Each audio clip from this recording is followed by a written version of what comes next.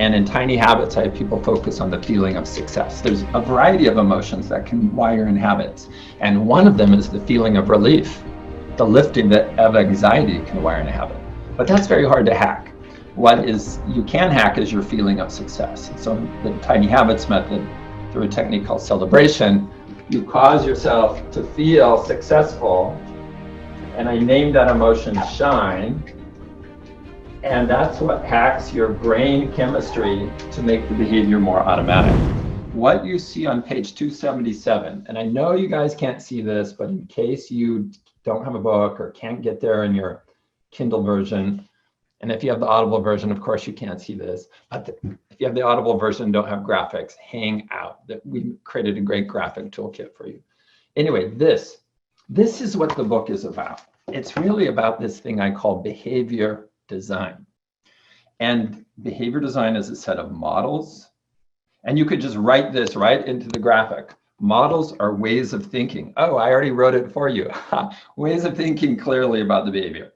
Methods are ways of designing or doing. And then maxims. And so when I say behavior design, that's what I mean. It's a new set of models, a new set of methods, and these maxims. And these are not summaries of past work. The book and behavior design is not just a cherry picking of stuff that's happened since William James. This is all new stuff. And that's really, really important to know and to understand this book in the context of so many other books out there, that this is all new stuff. And so many other books out there in habits, as clever as they are packaged and marketed, are summaries of old stuff, some of which is wrong and misleading. So behavior design, that phrase, is a phrase my Stanford lab came up with in 2010 in naming the new work we were doing for a couple of years at Stanford, which was no longer persuasive technology. So at Stanford, I started the Persuasive Technology Lab in 1998, which is about researching how computers could influence attitudes and behaviors. And then about 2008 or so, 10 years later, it was like we just weren't that interested in persuasive technology. And so our work evolved, and then we named it behavior design. And notice it's not behavioral design. So since we came, and I should have consulted Michael Fishman for a more distinguished label than behavior design, because people have picked up on it because it's such a nice phrase. And behavioral design is being used in lots of ways to mean lots of things. But the book is about behavior design, and it's these models and methods with a special emphasis on the Tiny Habits method. I am big into systems, thinking about things systematically. And as it turns out, human behavior, there is a system behind it. And the behavior model is the thing that cracked it open. That's a systematic way of thinking about behavior. And then you can go further from there, especially seeing that, wow, it's all a system. You don't have to guess to change your behavior, change other people's behavior. There's a system. And if one thing doesn't work, then you go someplace else and so on. And that to me is very satisfying because that's how I like to think about stuff. How do beliefs of not loving ourselves factor into tiny habits? Wow, we're starting off with a really, really tough question. Let me answer in a very practical way, then I'll get a little more philosophical. From the practical perspective, for anybody who has negative thoughts or self-shame or beliefs of not loving themselves, however you think of that, just dive into the Tiny Habits method and start making super simple, like flossing and do 2 push-ups and pour a glass of water. In other words, don't go after that big, scary, nebulous thing. Start with just practicing the Tiny Habits method and develop the skills of change. You can come back to the bigger, more nebulous thing later. But the way to think about it is changing your behavior is a skill, just like driving is a skill or speaking French is a skill or, leading a meeting is a skill. And the more you practice in the right way, the better you get in changing your behavior. But you don't want to start with the biggest, hardest thing. That would be like, oh, I want to play piano, and I'm going to start with the hardest concerto by Rachmaninoff. That, that would be a mistake. So if you haven't practiced the skills of change systematically, there's might be some skills you're good at and some you're less good at, but don't tackle Rachmaninoff in your life out of the gate. Practice with really simple little things to develop your skills and your confidence you can change. And then you can turn those to harder challenges, just like you would in other kinds of skills. In piano, you start with simple little etudes and scales, and Mary Has a Little Lamb, and so on. And then you work up your confidence in your capacity to do harder things. So that's how I would look at this question.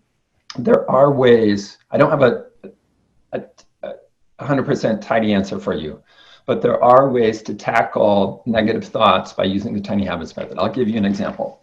Whenever I'm ruminating about something like, wow, why didn't I switch to Outlook as an email client sooner? I've lived in the Apple email client world forever, being frustrated, and I really should have switched to Outlook years ago, but I was naive and I did because that cut into my productivity. I know that sounds like kind of a trivial example, but it kind of is, but it's true. So rather than just ruminate like, oh, wow, BJ, you really could have been more productive had you switched to a better tool. My recipe, whenever I criticize myself for something like that, is I say, you learn things when you learn things. So that is the phrase that works for me, that after I start criticizing myself for something I should have done sooner or known sooner, I say, you learn things when you learn things. So that can be put in the tiny habits recipe format. After I start beating myself up for not knowing something soon enough, I will say, you learn things when you learn things. And so there are approaches you can take like that. It's, like I said, it's not 100% answer, but it is a tiny habits approach to respond in a helpful way when you recognize that you're having these negative thoughts. I'll stop there. Yeah, BJ, like my friend Kathy Colby, we had Gaping Void do one of the illustrations back here. It's on the wall that says that the time to quit working is when working is no longer working. So it reminds me what you just said about you learn things when you learn things. I've been thinking a lot about, I've said this, every Genius Network member has probably heard me talk about this, but people say that content is king. And I actually think context is more important than content, right? Mm-hmm. And then there's communication, because we're all communicating or being communicated to, but then there's comprehension. So the ability to comprehend things. So again, to go back to you learn things when you learn things, there are times where I just can't absorb it. I'll be talking to someone, it just doesn't sink in. What does tiny habits have to do with the ability to learn? Like how would you frame it in the context? Sometimes, you can be reading a book and, what I've noticed, if I'm outside in the heat trying to read or listen to an audiobook versus if I'm in a comfortable place with temperature that's not grueling, I'm twice as capable of comprehending something, if that makes sense. So I even think of behavior at that level of like the environment and when you're taking it in. Yeah, well, there are 3 angles to this, and I'll be brief. So we can get to other questions. And Joe, you can moderate. You can select what other questions in the chat box. Yeah, I will. Number 1, what does tiny habits have to do with learning? Well, one perspective is everything. When I think of learning, I think of behavior change. Equals. Like equals in this way. The triple equal sign. It's exactly the same as learning equals behavior change. That's how I think about it. Now, there's other definitions of learning too, but I just think, so that's one answer. Another answer has to do with setting up the context. Since I launched the free 5-day program in Tiny Habits in 2011, from the very first session I taught, I had no idea it was going to go for years, and I had no idea that I'd be coaching thousands of people personally through email, week after week after week. In that very first session I ever taught, I already knew, or I already had put forth this idea that there are 3 ways to create lasting change. One is have an epiphany. Guess what? You can't make yourself have an epiphany, so get rid of that one. 2 is to change your context, your environment. So you can design your context or environment, in this case for learning. And then 3 is to change in small incremental ways and make those things automatic. And so tiny habits is mostly about the third way, but the role of context, and it really operates like a cycle. So you've got, these tiny changes, you've got your context to your environment. And as you do these new habits, you naturally change your context. As you redesign your context, you make the habits easier to do. Now, there's a more sophisticated model I have for this, but redesigning your context or your environment is really important to do. And there still is not a great book or a program out there just on redesigning your context, at least not that I know of. I tried to get Weight Watchers to do a program that was not about behavior change, but about designing your context. It's like, hey, no willpower, no behavior change. All you have to do is redesign your environment. It's super powerful, but they really do work together. So certainly, it's hard for me to talk about context without habits that help further optimize the context of learning. And then the last answer is about, there are ways you can trick yourself to go into learning experiences. One of my favorites is like, say I'm resisting reading some paper I'm supposed to read or something. I don't really want to. So I say, okay, DJ, set a timer. The Tiny Habits approach is I set a timer for 7 minutes or 3 minutes or whatever it is, and I start. So the behavior, the habit is just set a timer. And I trick myself by saying, when this goes off, I can stop reading. But as you know, getting started is often the hardest part. So you can get yourself started. Once you're 7 minutes into a paper, you're probably going to keep going. So, so that's 3 different angles to how I would think about that question. Great, thank you. So I'll just go to Bob's. I see how I could big new tiny habit. Start new tiny habits such as daily yoga and exercise. But is there a process to identify an elusive tiny change that I need, but I haven't yet identified it? I think what you just said with the timer is one example. Yeah, what a great question. I don't have a method for that. To stumble across like, oh my gosh, I really should be putting MCT oil in my coffee or whatever. I think just staying, once you have confidence that you can create habits readily and quickly without tapping into willpower, without beating yourself up, then you actually look around for what other habits should I, because then it becomes like, well, I can create kind of any habit that I want. What should I be doing? So you kind of tune in. And that's why when you're in groups like this and people suggest, like, talk about their practice, you say, oh my gosh, I'm going to start doing this. I'm going to start doing that. And so I really think it speaks to community and the power of sharing best practices, and then you listening for like, oh my gosh, I could make that a habit. How great is that? Hey, I hope you're enjoying this video, and I want to let you know that I have a new book that's come out, and if you'd like to get it absolutely free, there's a link below in the description, or you can wait till the end of this video, or you can simply go to joesfreebook.com and you can get a copy there. I'm going to ask John's question. How do you practice MAP, IOW? I see the high motivation is good, but how does that help you get the habit created? How does that fit the important emotion? Yeah, okay, this is a good question, but there's a lot of aspects to this.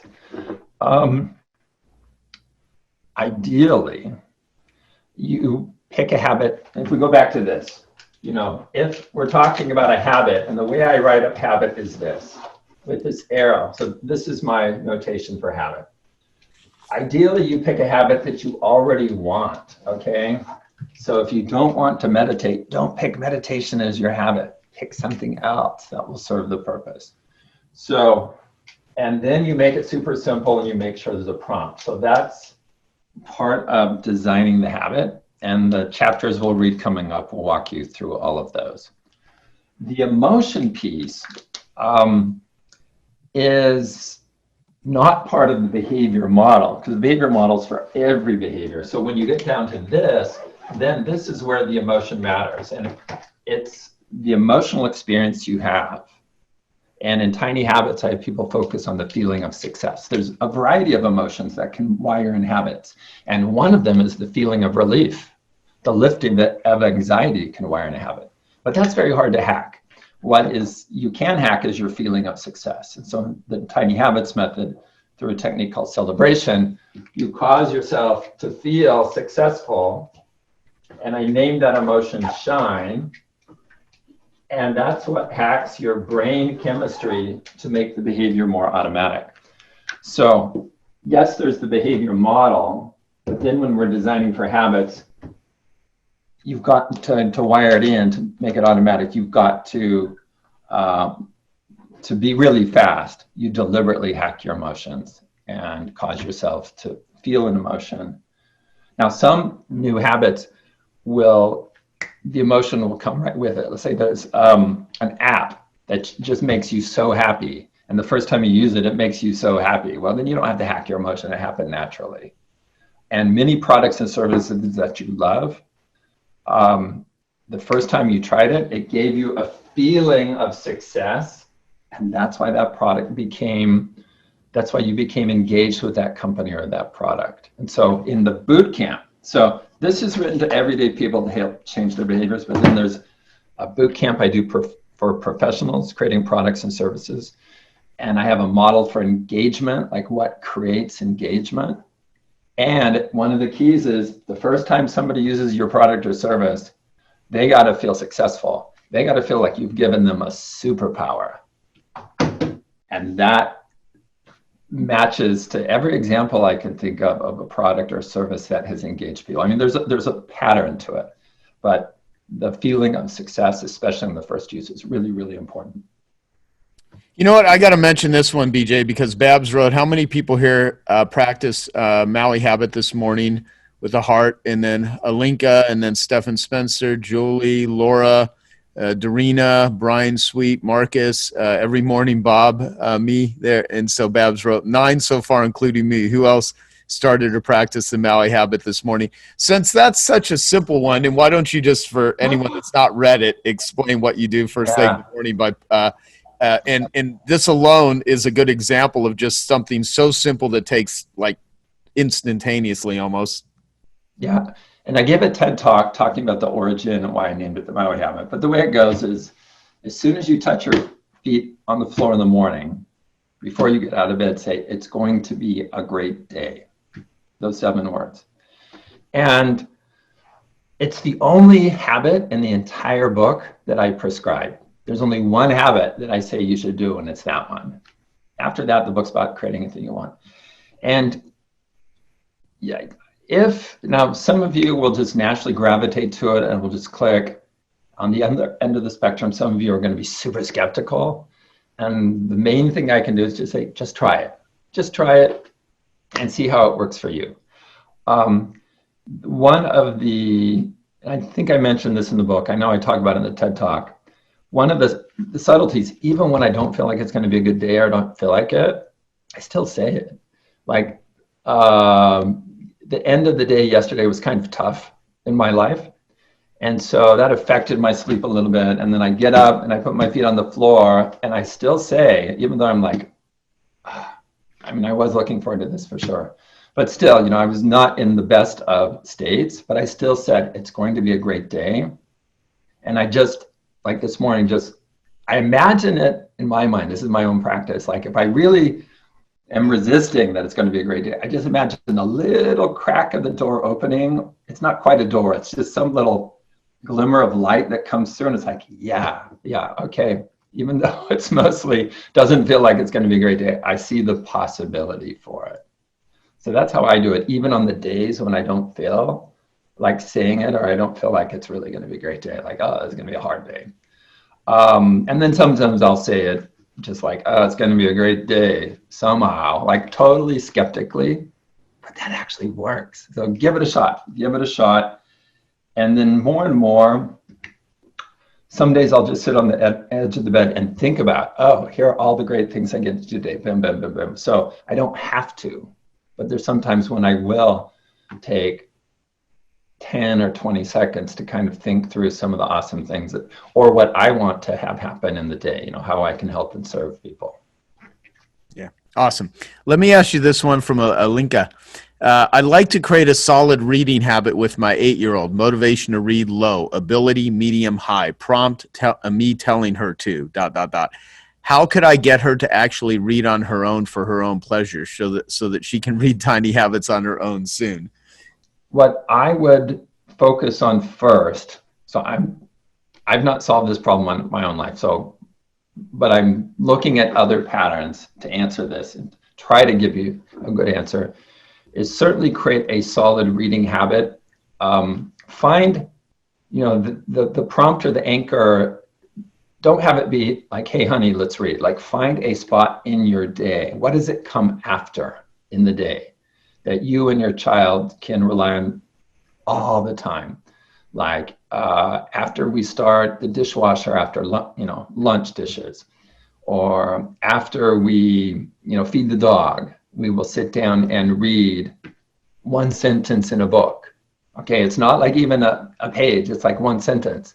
Then if we want to go further, we can. And if we don't, we just close the book and say, good for us. That's our habit. All we do is read one sentence. So find something, and this is part of the challenge and opportunity. You're designing the habits into your life. It's a design challenge. So you got to figure out, where does this fit naturally in my day for myself and my daughter?